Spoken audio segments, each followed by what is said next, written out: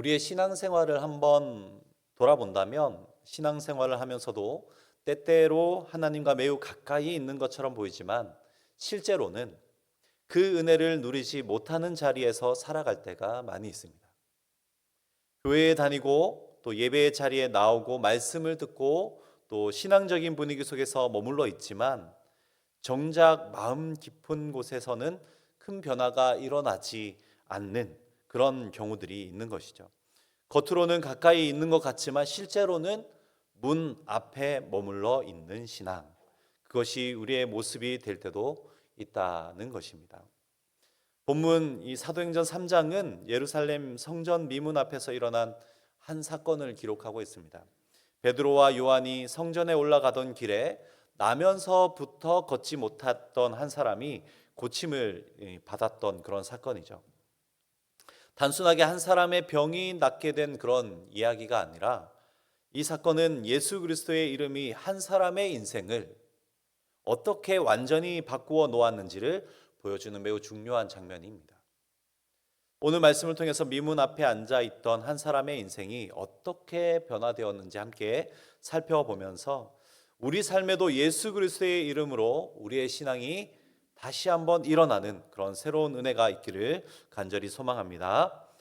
먼저는 성전 가까이에 있지만 들어가지 못한 인생을 오늘 본문은 먼저 보이고 있습니다. 본문 1절을 보면 베드로와 요한이 기도 시간인 제9시에 성전에 올라가고 있었다라고 기록하고 있습니다. 당시에 이 경건한 유대인들은 하루에 3번 정해진 시간에 하나님께 기도하는 삶을 살았었죠. 사도들도 여전히 그 경건의 습관을 따라서 성전에 올라가고 있었던 것입니다. 성령 강림으로 말미암아 복음이 충만하게 시작된 그 이후에도 그들은 하나님 앞에 기도하는 이러한 삶을 놓치지 않았던 것입니다. 하나님을 향한 삶의 중심이 여전히 예배로 또 기도로 가득 차 있었던 것이죠. 그런데 그러한 때에 경건의 삶에 집중하고 있던 그때에 사람들이 나면서부터 걷지 못했던 한 사람을 성전 미문에 데려다 놓았다라고 기록하고 있습니다. 2절을 한번 보시기 바랍니다. 나면서 못 걷게 된 이를 사람들이 메고 오니 이는 성전에 들어가는 사람들에게 구걸하기 위하여 날마다 미문이라는 성전문에 두는 자라. 이 사람은 어느 날 갑자기 다쳤던 사람이 아니고 태어날 때부터 나면서부터 한 번도 걸어본 적이 없는 그런 사람이었습니다. 그의 인생은 어쩌면 인간적으로 보았다면 시작부터 이미 제약이라는 것과 한계라는 것을 안고 있었던 것입니다. 스스로 움직일 수도 없고 그리고 다른 사람의 도움이 없이는 하루도 살아갈 수 없는 그런 사람이었습니다. 그런 그를 감사하게도 무지 감사하게도 사람들이 날마다 성전 미문 곧 이 성전에 올라가는 사람들이 많이 지나다니는 자리인 동편 출입구에 데려다 놓았습니다. 그곳에서 성전에 들어가는 사람들을 한 사람 한 사람 바라보면서 구걸하는 그런 삶이었기에 아마 그에게 이 성전 미문이라는 것은 생계를 이어가기 위한 가장 현실적인 자리였을 것입니다.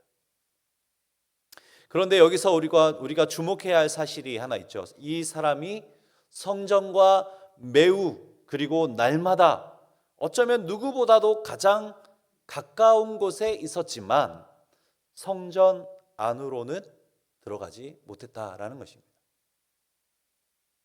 하나님을 예배하는 장소 바로 앞에 앉아 있었지만 이 사람은 어찌할 수 없는 그의 형편과 상황으로 인해서 그 안으로 들어갈 수 없었던 것입니다. 하나님께 예배하는 사람들을 매일매일 보았지만 정작 그는 그 예배의 자리 안으로 들어가지 못하는 삶을 살고 있었다라는 것입니다. 이 장면은 단순히 이 한 장애를 가진 사람의 처지를 설명하는 것이 아니라 영적으로도 매우 상징적인 장면으로 봐야 하는 것이죠. 하나님과 가까이 있는 것처럼 보이지만 실제로는 하나님과의 깊은 만남을 경험하지 못하는 인생의 모습이기 때문에 그렇습니다. 생각해 본다면 오늘 우리 시대에도 이런 모습이 있을 수 있죠. 교회와 가까이 있고 예배와 가까이 있고 말씀과 가까이 있지만 우리 앞에 놓인 상황과 형편들로 인해서 정작 우리의 삶 깊은 곳에서는 아무런 변화가 일어나지 않는 그런 경우가 있습니다. 신앙이라는 그런 환경 속에 머물러 있지만은 예수 그리스도의 능력을 실제로 경험하지 못한 채 살아가는 그런 삶인 것이죠. 또 한 가지 중요한 것은 이 사람의 기대에 있습니다. 3절을 보시면 이 사람은 베드로와 요한을 보고 구걸했다라고 기록하고 있습니다. 성전에 들어가는 사람들을 보면서 무엇을 기대하며 구걸했을까요? 자신의 인생이 완전히 바뀔 것이라고 생각하지는 않았을 것입니다. 그가 기대한 것은 단지 오늘 하루, 이 시간을 버틸 수 있는 몇 푼의 돈이었을 것입니다. 그리고 그의 인생은 이미 이러한 작은 기대, 하루하루를 버티는 삶에 익숙해져 있었던 것이죠. 큰 변화는 기대도 하지 않았고 그저 하루를 견디는 도움만 구하며 살아가고 있었던 것입니다.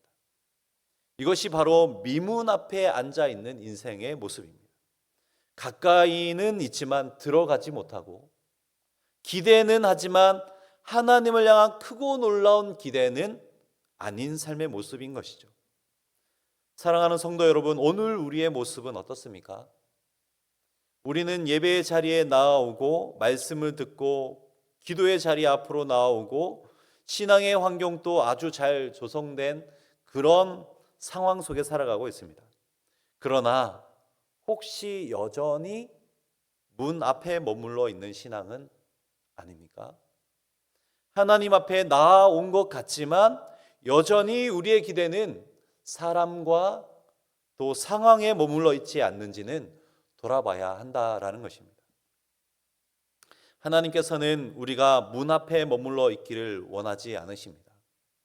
하나님은 오늘도 우리를 예배의 자리 안으로 하나님의 임재 가운데로 하나님의 역사하심 그 한가운데로 들어오기를 원하시는 줄 믿으시기 바랍니다. 그렇다면 우리는 어떻게 그 예배의 자리 안으로 하나님의 임재 가운데로 들어갈 수 있을까요? 두 번째로 살피고 싶은 것이 바로 이 부분입니다. 이 사람에게 바로 예수님의 이름으로 변화가 찾아오게 되었습니다.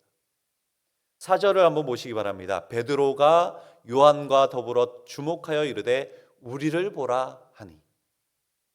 베드로와 요한이 그 사람을 주목하면서 말하였습니다. 우리를 보라. 여기서 주목하였다라는 이 표현은 베드로와 요한이 단순히 잠깐 이렇게 스치듯이 바라보았다, 쳐다보았다라는 것이 아니라 깊이 바라보았다, 눈여겨서 바라보았다라는 그런 의미를 가지고 있습니다. 많은 사람들이 그 자리를 그냥 지나갔지만 대부분은 매일처럼 있던 그였기 때문에 그를 그냥 스쳐 지나갔을 것입니다.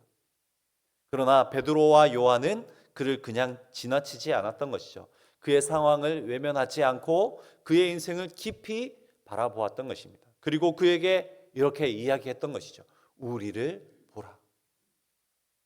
그렇게 말하니 이 사람의 반응이 5절에 이어지고 있습니다. 5절을 보시면 그가 그들에게서 무엇을 얻을까 하여 바라보거든.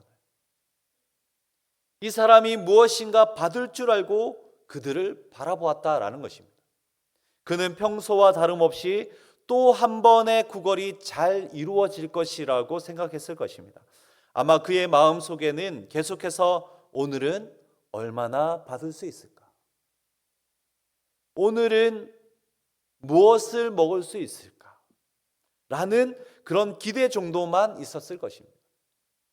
그의 기대는 여전히 돈에 있었고 그의 생각은 여전히 그 자리에 머물러 있었습니다. 매번 그 자리에서 생각하던 그것을 생각하고 있었던 것이죠. 그러나 베드로의 입에서 전혀 예상하지 못했던 말이 나왔던 것입니다. 6절입니다. 6절을 함께 읽어보겠습니다. 시작. 베드로가 이르되 은과 금은 내게 없거니와 내게 있는 것을 내게 주노니 나사렛 예수 그리스도의 이름으로 일어나 걸으라 하고 너무나도 담대하고 너무나도 강력하게 선포했던 것이죠. 베드로는 먼저 자신에게 없는 것을 말했습니다. 무엇이 없다고 말했냐면 은과 금은 내게 없다. 베드로가 가진 것은 세상이 기대하는 물질적인 도움은 아니었던 것입니다. 그러나 베드로는 이어서 더 중요한 말을 너무나도 강력하고 너무나도 힘차게 담대하게 선포했던 것이죠. 없기 때문에 기대하지 마라가 아니라 내게 있는 것을 너에게 준다라고 강력하게 이야기했던 것입니다. 사랑하는 성도 여러분, 여기서 우리는 사도들의 신앙의 중심을 보게 되는 것입니다. 그들에게 돈은 없었지만, 은과 금은 없었지만은 그들에게는 있는 것이 분명하게 있었다라는 것입니다.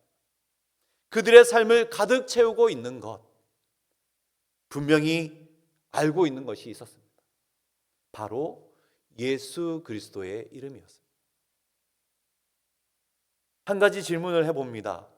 그렇다면 우리 삶을 가득 채우고 계시는 우리의 예수님은 지금 어디에 계십니까? 나의 예수님은 지금 어디에 계십니까? 그 이름은 어디에 새겨져 있습니까? 이들에게 예수님은 있었기에 내게 있는 것을 내게 준다라고 이렇게 하였는데 그들은 어디에 가지고 있었을까요? 따라 하시겠습니다. 바로 여기.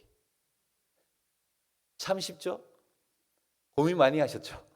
나는 어디에 있을까? 어디에 계실까? 오늘 이 밤에 어디에 내 예수님은 어디에 계실까? 따라 하겠습니다. 바로 여기. 네, 예수님은 항상 여기에 계십니다.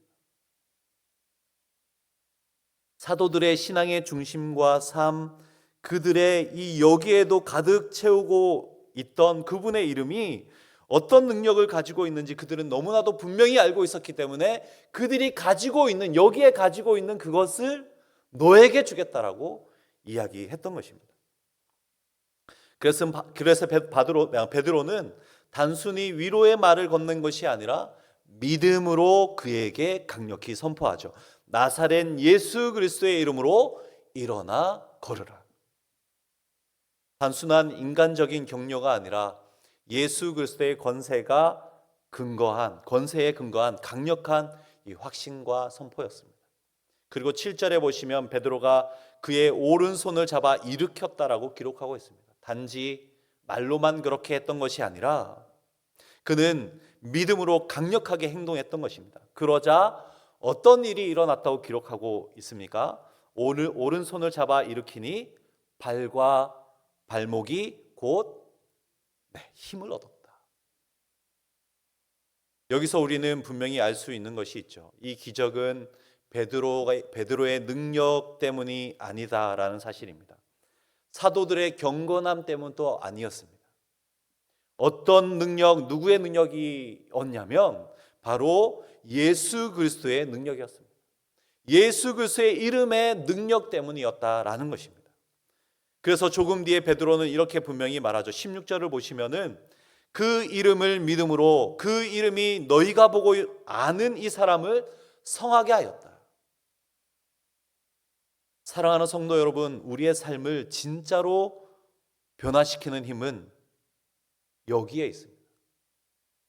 우리의 노력만으로 바뀌는 그런 문제들이 아닌 것이죠. 우리의 노력으로 바뀌지 않는 문제들이 있습니다. 나면서부터 일어설 수 없었던 이 사람과 같이 우리의 의지만으로는 도저히 일어설 수 없는 그런 순간들과 그런 문제들이 있습니다. 그러나 여기에 새겨진 예수 그리스도의 이름이 우리의 삶의 역사하심을 믿을 때 하나님께서는 우리가 기대하지 못했던 크고 놀라운 변화를 일으키시는지를 믿으시기 바랍니다. 빌립보서 2장 10절은 예수의 이름이 얼마나 크고 놀라운지 선포하였죠. 하늘에 있는 자들과 땅에 있는 자들과 땅 아래에 있는 자들로 모든 무릎을 예수의 이름에 꿇게 하셨다. 예수의 이름에는 이와 같은 권세가 있는 것입니다. 예수의 이름에는 생명이 있는 것이죠. 예수의 이름엔 사람을 일으켜 세우는, 사람을 변화시키는 놀라운 능력이 있는 것입니다. 그래서 오늘도 마찬가지입니다. 우리의 삶이 무너져 있는 자리에서도 오랫동안 해결되지 않았던 문제의 자리에서도 도저히 불가능하다라고 여겨졌던 그 자리에서도 하나님께서는 예수 그리스도의 이름으로 우리를 다시 일으키실 수 있는 분이심을 믿으시기 바랍니다. 그러므로 다른 어떤 것들을 붙드는 신앙이 아니라 여기에 새겨진 예수 그리스도의 이름을 붙드는 신앙으로 하나님께서 우리의 삶에도 미문 앞에서 일어난 이 놀라운 기적과 같은 놀라운 변화를 허락해 주실 것을 믿는 믿음으로 살아가는 우리 모두가 될 수 있길 소망합니다. 마지막으로 그래서 이 미문에 앉아있던 사람은 결국 성전으로 들어가는 새로운 삶을 얻게 되었다라는 것입니다. 이제 이 사건의 가장 아름답고 중요한 장면이 나타나게 되었습니다. 단순히 병을 낫고 고침받는 그런 장면이 아니라 한 사람의 인생의 방향이 바뀌어서 완전히 변화된 모습을 보여주고 있는 것이죠. 8절을 한번 보시기 바랍니다. 뛰어서서 걸으며 그들과 함께 어디로 들어갔다고요? 성전으로 들어가면서 걷기도 하고 뛰기도 하며 하나님을 찬송하였다라고 기록하고 있습니다. 그의 인생에 몇 가지 중요한 변화가 있었습니다. 그는 먼저 일어섰습니다. 나면서부터 한 번도 이 서본 적이 없던 이 사람이 이제는 스스로 일어서는 인생이 되었습니다. 그리고 그는 걷기 시작했죠. 일어섰을 뿐만 아니라 걷게 되었습니다. 성경은 거기서 멈추지 않고 어떻게 했다고 기록하고 있습니까? 뛰기도 했대요. 뛰기도 했다. 기쁨으로 뛰어다니는 그런 모습을 보였다라는 것이죠. 평생에 앉아있던 이 인생이 이제 자유롭게 움직이는 삶으로 완전히 변화된 것입니다. 그러나 이 장면에서 가장 중요한 변화는 이 다음에 있죠. 걷고 뛰기도 한 이 모습이 아니라 그가 어디로 들어갔다고요? 성전 안으로 들어갔다라는 데 있습니다. 지금까지 그의 인생의 자리는 어디였습니까?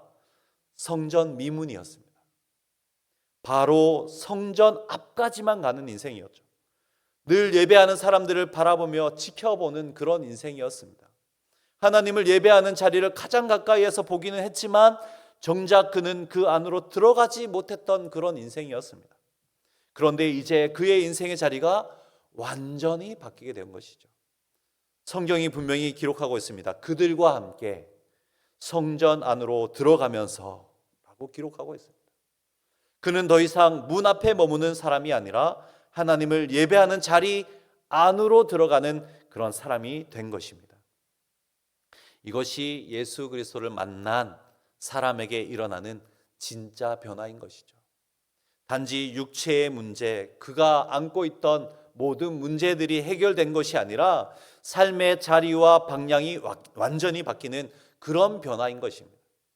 문 앞에 앉아있던 인생이 이제는 하나님 앞에 서는 인생으로 살아가게 된 것이죠. 그리고 이전까지 사람들에게 손을 내밀면서 도움을 간절히 구했던 그의 삶이 이제는 하나님께 그의 시선을 두고 기뻐하며 찬송하는 인생으로 바뀌게 된 것입니다. 사람을 바라보며 살아가던 인생이 이제는 하나님을 바라보는 인생으로 변화된 것이죠. 예수님을 만난 사람의 삶에는 이런 변화가 일어나는 것입니다. 예수님을 단지 우리의 몇 가지 문제를 해결해 주시는 분으로 이해하고 있는 것이 아니라 우리의 인생의 자리 자체를 완전히 바꾸시는 분으로 알고 그렇게 예수님을 따른다라는 것이죠. 오늘 말씀을 통해서 우리 자신을 한번 돌아봤으면 좋겠습니다. 혹시 우리는 여전히 미문 앞에 머물러 있는 신앙은 아닙니까? 교회 가까이 있고 예배 가까이에 있지만 말씀 가까이에 있지만 아직도 하나님 앞에 들어가는 기쁨을 충만히 누리지 못하고 있는 것은 아닙니까? 하나님 앞에 나온 것 같지만은 우리의 기대는 여전히 사람과 상황에 머물러 있지는 않느냐라는 것입니다. 사랑하는 성도 여러분, 여기에 새겨진 예수 그리스도의 이름이 오늘 또 우리 가운데 살아 역사하시는 줄 믿고 예수 그리스도의 이름으로 우리의 삶이 다시 일어나고 하나님을 기쁨으로 찬송하며 살아가는 그런 새로운 인생이 되기를 간절히 기대하며 기도하는 이 밤이 될 수 있길 소망합니다. 우리 들으신 말씀 생각하시면서 함께